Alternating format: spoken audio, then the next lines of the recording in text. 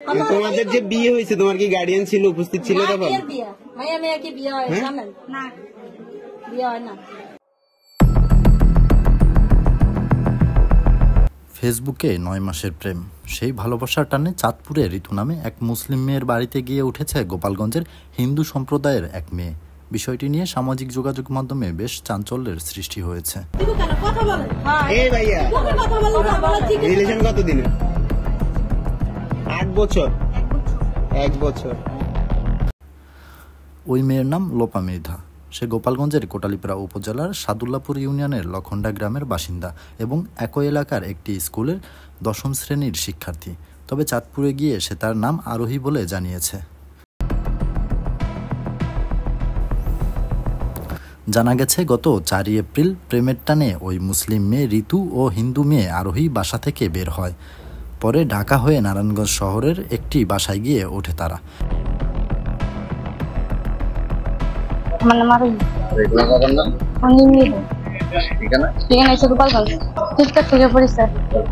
তারপরে রিলেশন, এরপরে হচ্ছে জানুয়ারিতে অঙ্গ বাসায় যায়, পরে রানিয়ে এসে পরে আমি অঙ্গ বাসায় আসি, থানায় আইসা আমার বাড়িতে ভাড়ায় দেওয়া।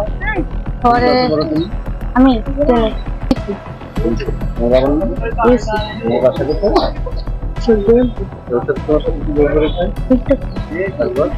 তারপরে ফেসবুকে এসে রিলেশন করছি। মৌখিকভাবে করছি। আজকে 17-18 দিন হবে। আরে আমি নিয়ে আসছি 23 তারিখে। এমনি মৌখিক। এটা কি তোমরা কি আবেগে করছো না আসলে মনের থেকে? আসলে মনের থেকে করছি। আবেগে করলে তো আর ওর কাছে আবারও ছুটতে যাই না, 4 মাস পরে, বুঝলেন না? ওই সংসার থাকবো, এই সম্পর্ক দেখি না করি আর থাকবো না।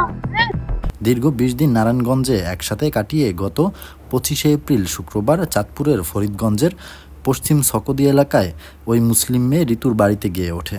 আরোহীর দাবি, তারা ঢাকায় অবস্থানকালে দুজনে বিয়েও করেছে। তোমাদের যে বিয়ে হয়েছে তোমার কি গার্ডিয়ান ছিল, উপস্থিত ছিল তখন? মাইয়া মেয়ে কি বিয়ে হয়? জানেন না, বিয়ে হয় না। সে আরও জানিয়েছে, ঋতুকে পেতে ধর্মান্তরিত হয়ে সে মুসলিম ধর্ম গ্রহণ করতেও রাজি। আরও জানা গেছে, শুক্রবার রাত পর্যন্ত আরোহী চাঁদপুরে ওই মুসলিম মেয়ের বাড়িতেই অবস্থান করছিল। বিষয়টি এলাকায় জানাজানি হওয়ার পর বেশ চাঞ্চল্যের সৃষ্টি করে। পরে পুলিশের মধ্যস্থতায় আরোহী নামে ওই মেয়েকে স্থানীয় ইউপি সদস্যের জিম্মায় দেওয়া হয়।